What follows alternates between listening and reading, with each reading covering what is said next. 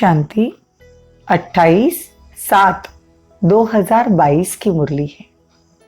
ज्ञान के सागर, आनंद के सागर शिव परमात्मा कहते, मीठे बच्चे तुम्हें पढ़ाई में कभी थकना नहीं, अथक बनना है। अथक बनना अर्थात कर्मातीत अवस्था को पाना। प्रश्न है, तुम बच्चों ने कौन सी प्रतिज्ञा की है और क्यों? उत्तर है, तुमने प्रतिज्ञा की है कि किसी को दुख नहीं देंगे, सबको सुख का रास्ता बताएंगे। दूसरा प्रश्न, किन बच्चों की पालना यज्ञ से होती है? बड़े ध्यान से और समझने का ये सवाल है। ये सवाल ऐसा है कि किन बच्चों की पालना यज्ञ से होती है। यज्ञ मतलब सेंटर पर समर्पित होने वाले नहीं। देखो बाबा क्या कहते हैं, जो अपने को ट्रस्टी समझते हैं अर्थात पूरा दिल से सब कुछ सरेंडर करते हैं, वो रहते भी गृहस्थ व्यवहार में है, धंधा भी करते हैं लेकिन ट्रस्टी। तो जैसे शिव बाबा के खजाने से खाते हैं। सिर्फ मुख से नहीं बोलना है कि ये शिव बाबा का घर है, हम शिव बाबा के भंडारे से खाते हैं। दिल से बाबा कहते सब कुछ सरेंडर, हर एक बात दिल से बाबा को बतानी। अगर 1 रुपया भी कहीं खर्चा करते हैं तो ट्रस्टी जो रहते हैं ना, वो बताते हैं। ट्रस्टी बड़े ध्यान से संभाल करते हैं और नष्ट मोहा भी रहते हैं। तो जो ट्रस्टी होते हैं वो निमित्त बनकर घर चलाते हैं। बाबा कहते ये सब कुछ, बाबा को कहना सब कुछ आपका, मैं ट्रस्टी हूं। गीत है तुम ही हो माता, ओम शांति। बच्चों को बाप मिला है और अनुभव से कहते हैं कि बरोबर कांटे से फूल और कोई बना नहीं सकता। भारत दैवी फूलों का परिस्थान था, अभी कांटों का जंगल है। तुम बच्चे अभी जो सुनते हो वो महावाक्य सुनते हो। अभी जो हम सुनते हैं वो महावाक्य है। ये सुनाने वाला ऊंच से ऊंच बाप है ना, उनकी हर एक बात महान है। अंडरलाइन। हम जो बाबा का ज्ञान सुनते हैं, बाबा कहते हैं कि ऊंच से ऊंच शिव बाबा है ना, तो उसकी हर एक बात महान है। महान सुख का सागर है, महान ज्ञान का सागर है, महान शक्ति शांति का सागर है। तो बच्चे चुके हैं, आगे हर बात में काटे थे और कर्मेंद्रियों से 1-2 को दुख देते थे ना। अब हम सुख की खुद ही कर्मेंद्रियों से किसी को दुख नहीं देते।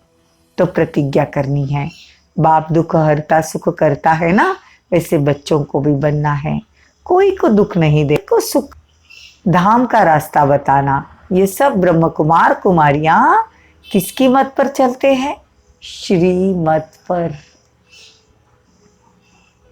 बाप ने समझाया है, लौकिक माता पिता से तो तुमको अल्पकाल का सुख का वर्षा मिलता है, वह मिलते हुए भी पारलौकिक बाप को याद करना है तो 21 जन्मों का सुख का वर्षा मिलेगा। अभी तुम जानते हो वही निराकार इस साकार तन में आए हैं। मम्मा बाबा दादा, यह कुटुंब हुआ ना, ईश्वरीय परिवार है। ये अलौकिक हमारा ईश्वरीय परिवार है।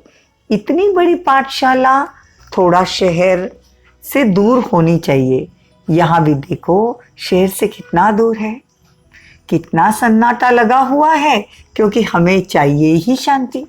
माउंट आबू में आज से मतलब 1936 के बाद 1950 में बाबा जब माउंट आबू आए, तो अभी 2022 चल रहा है। तो बाबा कहते हैं इतने वर्ष पहले कितनी शांति थी माउंट आबू में। और हमको जाना भी तो शांति धाम है। तो शांति धाम किसको कहा जाता है, यह अब तुम जानते हो। आत्मा है ही शांत स्वरूप। इस समय ही गाया जाता है, हीरे जैसा जन्म अनमोल रे मानो। ये अभी का टाइम है। ये जो बाबा का संगम युग में बाबा ने हमको एडॉप्ट किया है, हमारा अलौकिक जो जन्म हुआ है, ये अनमोल है। क्योंकि अभी तुम ईश्वरीय औलाद बने हो।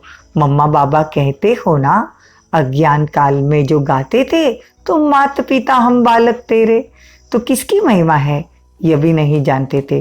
तुम प्रैक्टिकल में अभी सुख गनेरे का वर्षा ले रहे हो। अभी समझते हो कि जन्म जन्मांतर शास्त्र पढ़ते ही नीचे ही उतरते आए। कितनी भक्ति की। बाबा कहते ये तो ड्रामा में नून था। भक्ति की बड़ी क्या क्या सामग्रियां हैं। वेद शास्त्र लिस्ट निकालो, बड़ी बड़ी है। कितने मेले मखाड़े आदि होते हैं। अब बाप कहते हैं बच्चे आधा कल्प भक्ति करते करते थक गए हो ना, तो इस पढ़ाई में कभी थकने की बात नहीं। इसमें तो और ही खुशी होती है, क्योंकि यहाँ है ही कमाई। कमाई में कभी उबासी या झुटका आ नहीं सकता। आता है अगर हमको कभी कोई मिले कि शाम तक हमको बहुत प्रॉफिट या कोई प्राप्ति होने वाली है बड़ी, तो हमको नींद आएगी? हमको नींद नहीं आएगी। ऐसे ही बाबा कहते 21 जन्मों की तुमको प्राप्ति हो रही है, तो तुमको उबासी व झुटका आना नहीं चाहिए। धारणा कच्ची है, नॉलेज की वैल्यू का पता नहीं, तो सुस्ती आ जाती है। बाप की याद में बैठने से कमाई है। अंडरलाइन। हम 2 मिनट, आधा घंटा, 2 घंटा, पूरा दिन जितनी बार भी हम बाबा को याद करते हैं, बाबा कहते हैं उसमें कमाई है। इसमें थकना नहीं। विवेक कहता है तुम अथक जरूर बनना है, तुमको अथक जरूर बनना है। विवेक कहता है। विवेक मतलब कोई भाई या कोई इंसान का नाम नहीं। विवेक मतलब बुद्धि। बुद्धि भी कहती है जहाँ प्राप्ति होती है वहाँ उबासी नहीं आ सकती, ये तो बुद्धि भी कहती है। इसलिए बाबा हमेशा विवेक कहता है, मतलब बुद्धि भी यही जज करती है। बाप जानते हैं कि बच्चों की पालना कैसे करनी है, ज्ञान और योग से।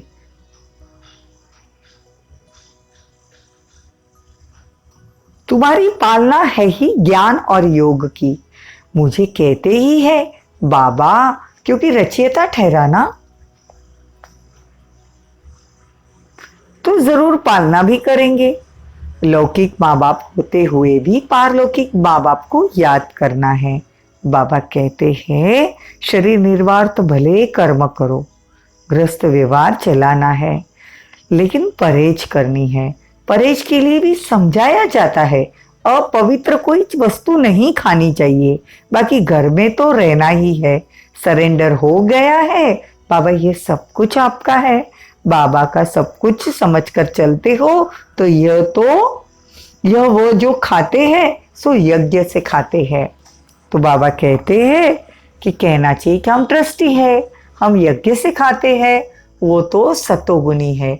अगर अर्पणमय नहीं है तो अपने को ट्रस्टी नहीं समझते, तो फिर वो यज्ञ से नहीं खाते। पहले तो अपने को ट्रस्टी समझना है। मनुष्य कहते भी है ये सब कुछ ईश्वर का दिया हुआ है।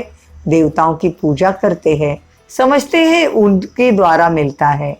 समझते हैं ना, मंदिर में जब हम पूजा पाठ करते थे तो तुम भी सब कुछ बाबा के पास इंश्योर करते हो। ये शिक्षा मिलती है दूसरे जन्म के लिए। अच्छे कर्मों का फल अच्छा मिलता है। ईश्वर अर्पण करते हैं। ईश्वर को अर्पण अर्थात इंश्योर करना, वो है इनडायरेक्ट, यह है डायरेक्ट।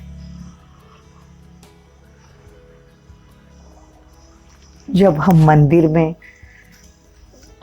पहले देते थे तो बाबा कहते कि वो तुम इनडायरेक्ट देते हो, अभी तुम मुझे कुछ अर्पण करते हो डायरेक्ट है। वह परमपिता परमात्मा को नहीं जानते तो सब कुछ अर्पण नहीं कर सकते। बाबा कहते यहाँ तो तुम सब कुछ अर्पण करते हो।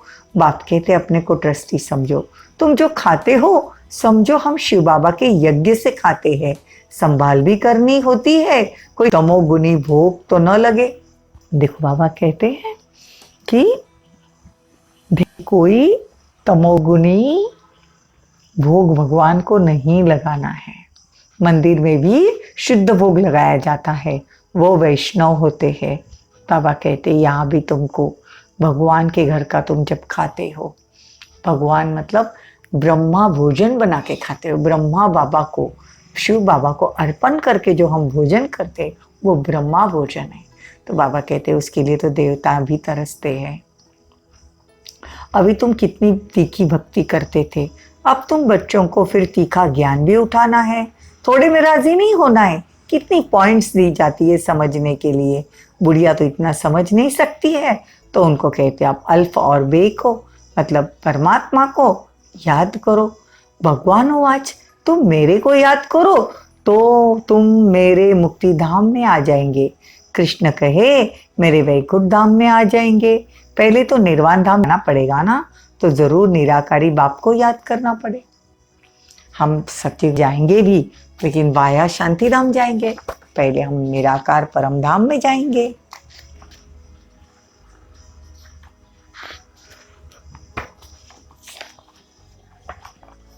मूल बात ही है घर को याद करने की। सबको यही कहते हो कि अब हमको जाना है अपने घर।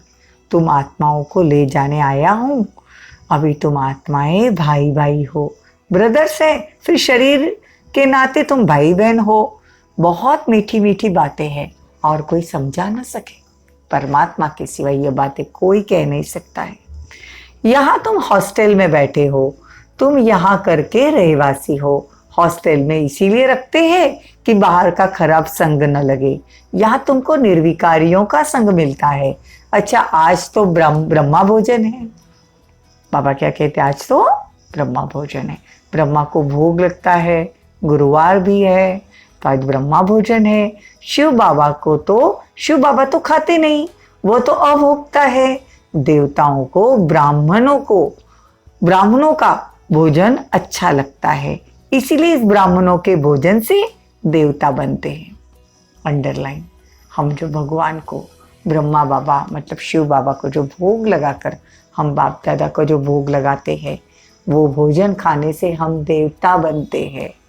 तो कभी ये नहीं समझना कि हम भगवान को भोग लगाना पड़ता है या भोग लगा रहे खा रहे नियम से, ये नहीं सोचना।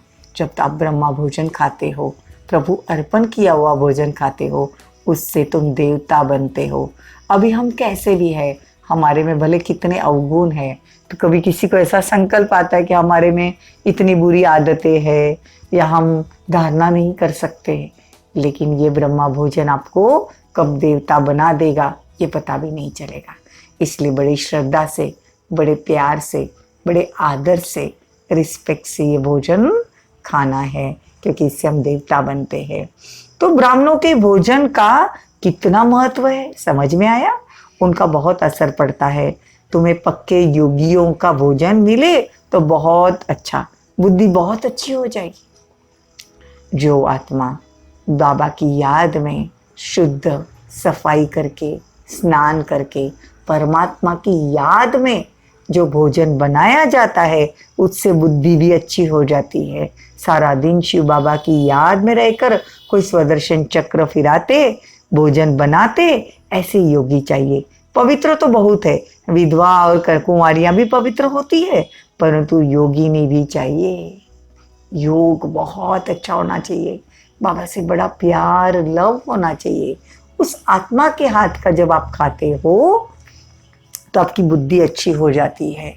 देखो, जिसकी बुद्धि अच्छी, उसको हर जगह से सफलता मिलती है, क्योंकि बुद्धि ही सब जगह काम करती है। बुद्धि शालीन और महीन और शार्प हो जाती है। परमात्मा की याद में बुद्धि अगर टिक जाए तो वो हर एक आत्मा को बाबा से बुद्धि योग जुड़ा दे सकती है। तो योगिनी के हाथ का बना हुआ भोजन मिले तो तुम्हारी बहुत उन्नति हो जाए। 5-7 ऐसे योगी बच्चे हो जो याद में रहकर भोजन बनाएं, इससे तुम्हारी अवस्था बहुत अच्छी हो जाएगी, योग में बहुत मदद मिलेगी। अच्छा, मीठे मीठे सिकिलदे बच्चों प्रति माता पिता बाप दादा का याद प्यार और गुड मॉर्निंग। रूहानी बाप की रूहानी बच्चों को नमस्ते। हम रूहानी बच्चों की रूहानी माता पिता बाप दादा को याद प्यार, गुड मॉर्निंग, नमस्ते, थैंक यू, बहुत बहुत शुक्रिया।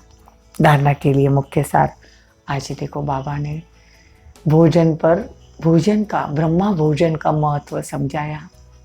तो बाबा कहते हैं कि जितना बाबा की याद में रहकर तुम भोजन करोगे, उतना तुम्हारी बुद्धि अच्छी होगी, तुम देवता बनेंगे। और घर में भले रहते हो लेकिन सब कुछ बाबा का है, मेरा कुछ भी नहीं। मेरे की जगह पे अब तेरा कर दो तो देखो इतनी बरकत होगी।